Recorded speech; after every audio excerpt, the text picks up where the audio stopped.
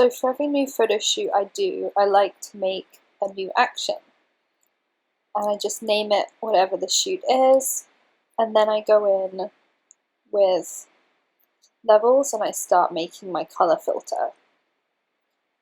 I like to just play around very subtly. Bit of this, bit of that, pushing the midtones up. And I think it's really important to, especially when you're going in with the curves, just be very subtle, because you're trying to punch up the photo, you're trying to just make it pop, but without it being too dramatic. And I think that's really the sign of a more professional and high-end edit, is when it's kept super just natural. I used to edit way too much, and I think since I've started doing it like this, my images are looking a bit more elevated. Playing around with the hue and saturation here. You have to be very, very gentle with the hue. It can make the image a bit more red or a bit more yellow. So I like to be very gentle here. I always love to push the lightness down a bit. I just think it looks more moody and beautiful. I also like to put the saturation down. I like to play around with curves quite a lot. I don't think it's a one-stop shop. I think, I don't know, I like to go back and forth with it. Selective color is one of my favorites to work with. There's so much you can do here. There's a lot of different ways to do color on Photoshop, but I feel like this is my favorite way to do it. And her skin color just wasn't looking 100% accurate, so I wanted to play around with the reds and with the yellows just to make it look more how kind of like it does in real life. Now here with the whites, I'm just really trying to pop the sky.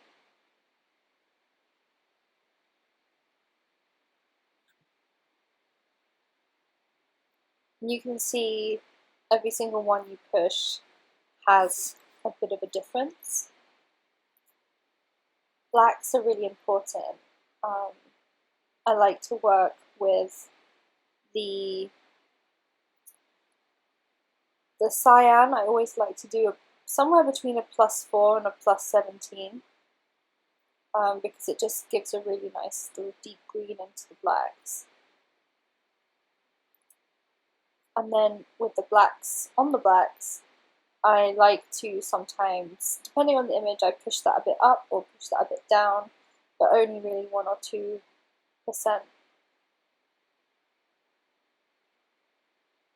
Neutrals is fun because that's kind of where the majority of the color is, especially in this image.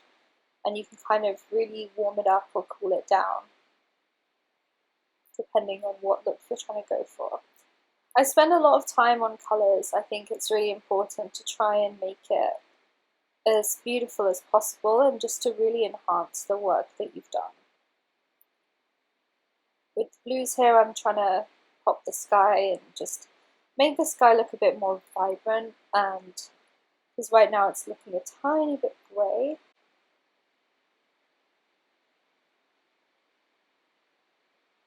Also, I think you can see all those trees in the background behind her shoulders. They're looking a bit brown, but kind of green, so I'm just trying to even those out there. Saturation was looking a bit too high, so I brought that down a bit. And then the hue, I kind of regret the hue I did earlier, so I moved that back. Color balance is another really fun thing to play with in terms of color. I prefer selective color to color balance, but color balance does have its uses sometimes. If you want the image to look a bit cooler or warmer in the shadows, it's a really good one to play with. Sometimes the images are looking too green or too pink, and it's a great way to kind of correct that color. Going back in with the hue saturation just to get it absolutely perfect. Back in the levels. Again, I'm just making really, really, really subtle changes, but they do all add up.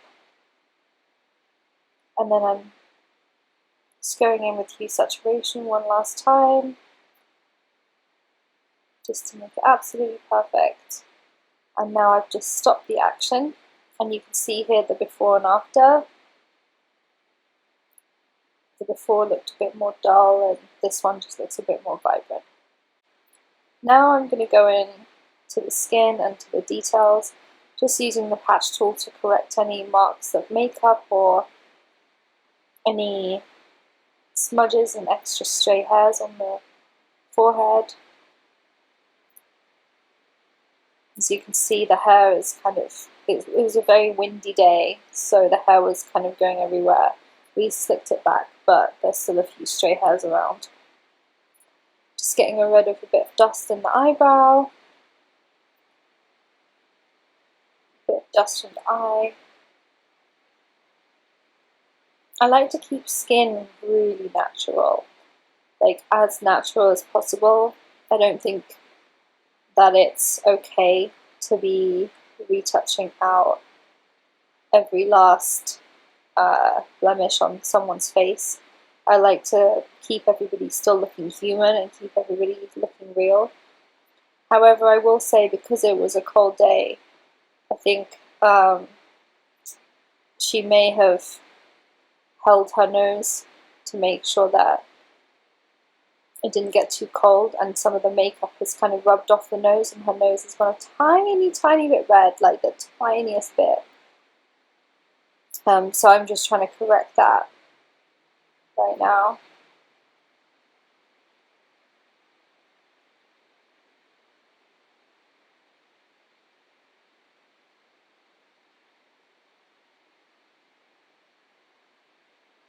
Just going in and out a bit.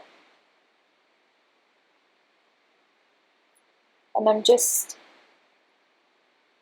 very slightly going over some makeup marks, just to soften the intensity a bit.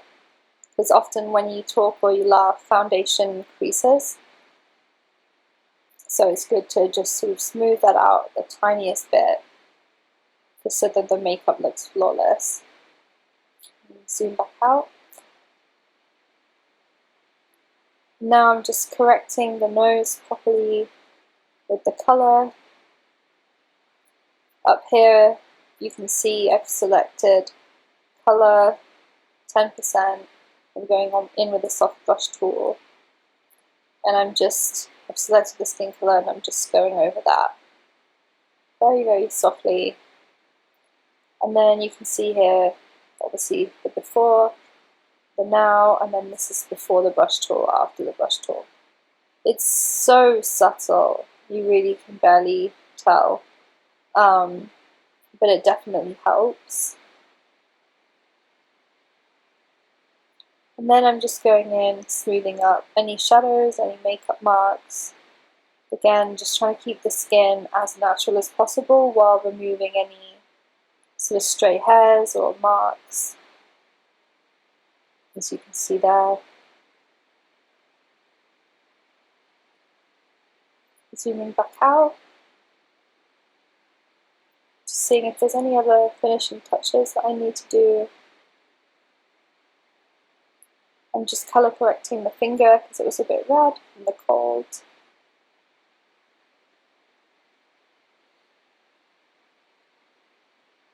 And then I'm just going into liquify, because obviously it's a windy day, the hair's been blowing around a bit, so I just want to make sure that that is smoothed out a little bit. So with the liquify tool and the finger push tool,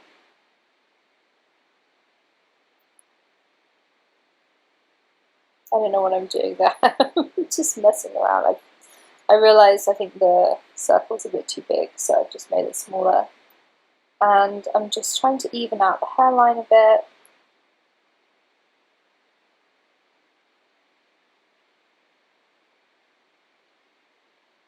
To smooth it down.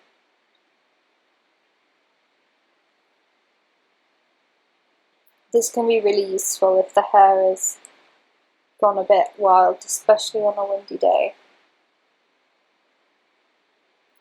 and the top went a bit too low, so now I'm just trying to correct it so that it looks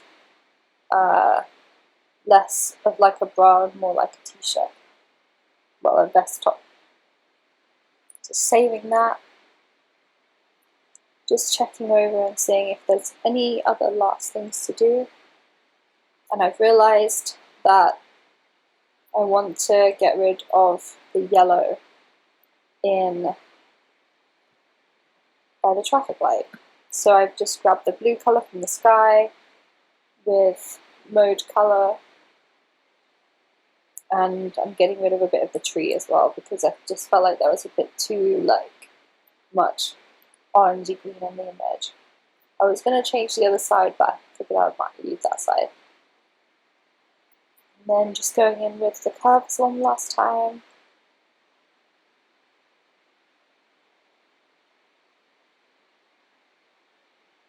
Checking if there's anything else to be done. It's all good, so I'm going to save it.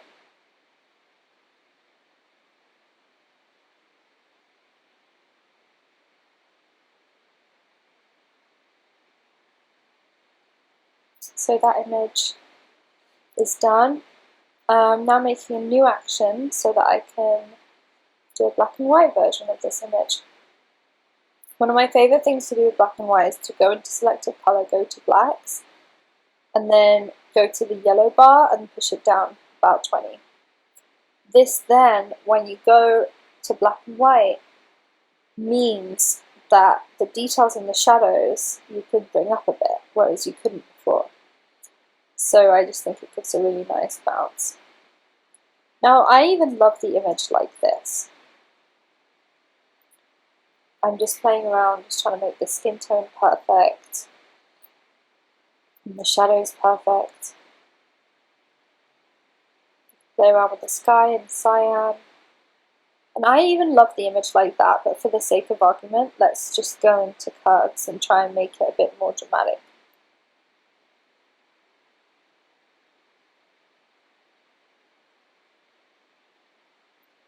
Normally I go into curves a few times. I'm very indecisive, so I like to just play around and just make sure it's perfect. I really love playing with curves. Honestly, I think it's my favorite tool in Photoshop to just try and get the image perfect. So you can create so many different vibes just even from having that bottom one up or down. Hue saturation, just bringing the lightness down a bit.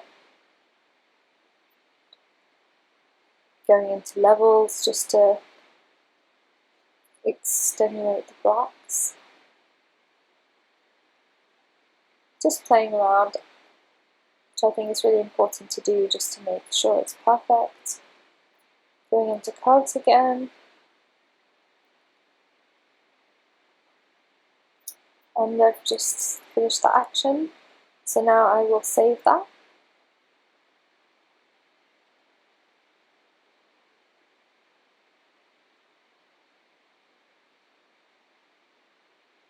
And now we're going into the next image. So for this one I'm just applying my action, which you can do by clicking on the action name and pressing play. But obviously every single image is lit slightly differently because we're dealing with natural light, so I'm going back into curves just to balance it out and make it perfect. And now into selective color, onto blacks, just to make that black pop a little bit more. Going into whites to play around with the sky and the shirt. I figured I wanted a brighter sky. Now just going into cyans to get the sky perfect. You can really create a lot of mood with the sky, so I think it's an important thing to play around with and make sure that you're making full advantage, because you can make a day look more moody or more relaxed just by what you're doing with the sky. So you can use both blues to play around with that. And in the blacks, I'm putting a bit of blues in the shadows again. I just really like that look. I think it has a cool kind of retro edge. Going back in with the patch tool. Now the shirt's very creased, but I'm not going to deal with that today. And you can see here some of the white has reflected back up onto the chin. So I'm just balancing that out a bit.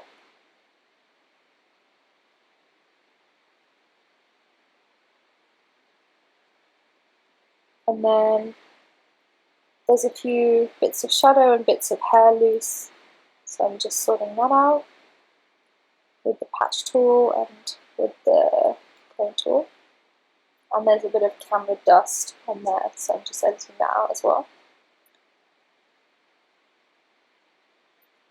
Now I'm going to go into liquefy because the blazer jacket is actually my blazer, so I'm a bit bigger than her, so my blazer just looked a bit too big, so I've just gone in there and made the arm a bit more tight to where her actual body is.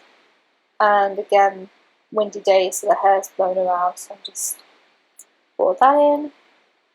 And then again, the trousers were a bit too big for her, so I'm just bringing the waistline up a bit, so it's more of a high-waisted, well, mid to high waist, instead of a super low waist, because they were so big they were just sort of hanging off.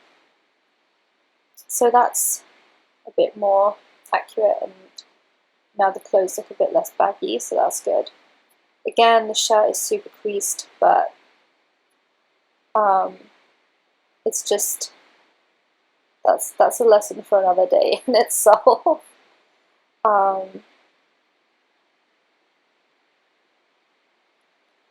Feel like this image is done, so I'm going to go in and save.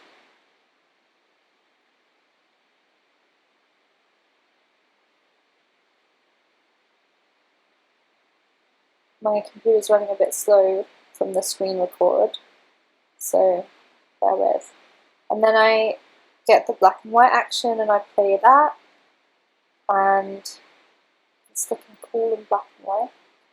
And then just using the curves to give the sky a bit more drama.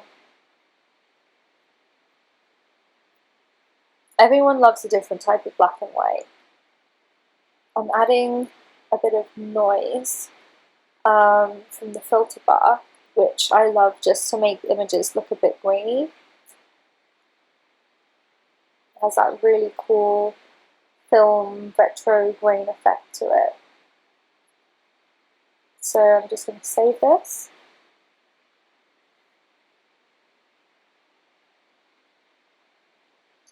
I think I've actually been saving things in the wrong folder, so make sure that you don't do what I do and you actually save things in the right folder.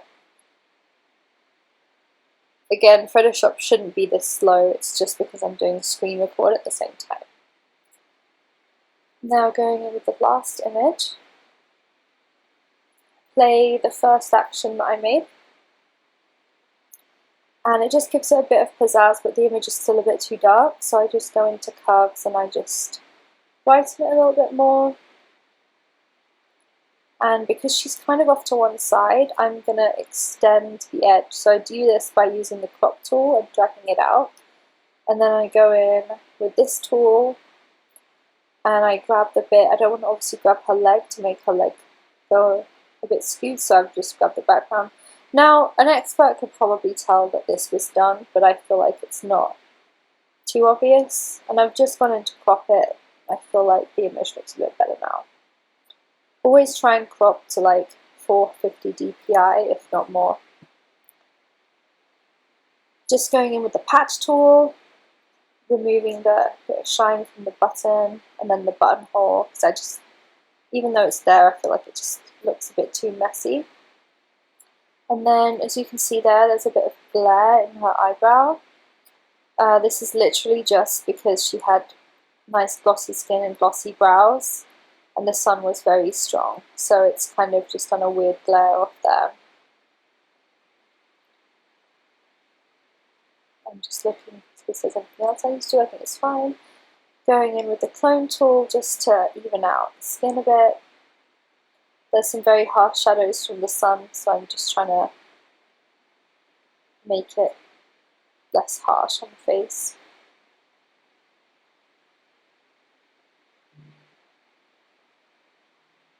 Again, the shirt is a whole mess. The shirt was way too big for her, and I should have got a shirt that actually fitted. But it's too late for that. The floor obviously is kind of dirty, so I'm just going in with the patch tool to clear that up. The patch tool is so useful for so many things, especially when it comes to cleaning up pavements or cleaning up whatever you need to do.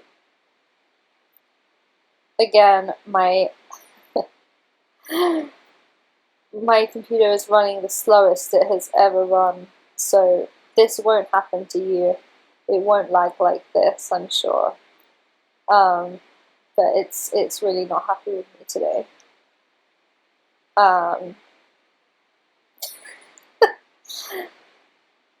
So yeah, just watch me fail at this. Always make sure that you've got it set to source at the top. Some people prefer it to be set to destination, but I prefer it to be set to source.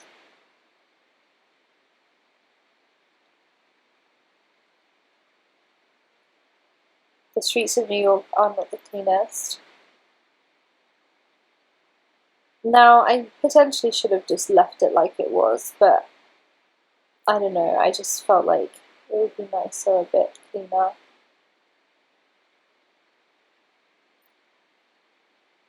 My laptop is not happy with me today, it's lagging so bad, but you can kind of see what's going on.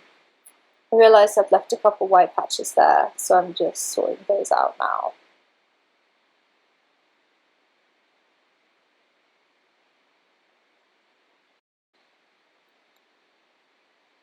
And then just going into liquify, because again, the trousers, or pants as they call them in America, are a bit too baggy and the shirt is too baggy, so it's just kind of looking like a bit of a mess. So I'm just going to go in using the push finger tool to adjust it.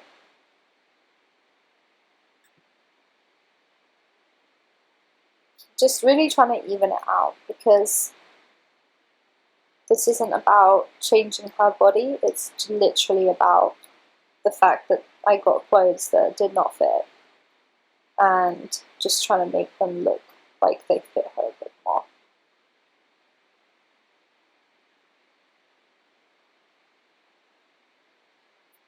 Colour's a bit too big, so I'm just trying to push that in without moving the fence behind it too much, which is a struggle, but if I make the brush smaller, I should be able to get that done.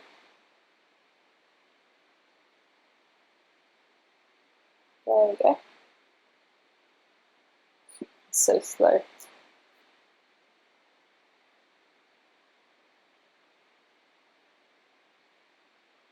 And there we go. You can see that snap in, just looks a bit more clean now.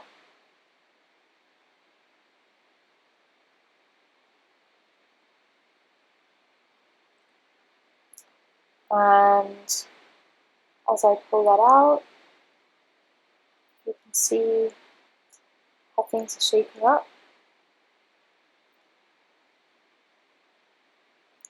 All good, so I'm just going to save that.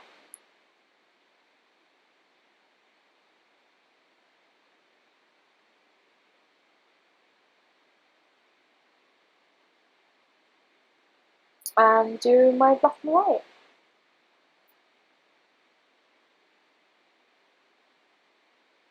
Which looks pretty cool. So I'm just going to save that. And there we go. Those are 3 images from my most recent photo shoot, all edited. hopefully you learned something in this video.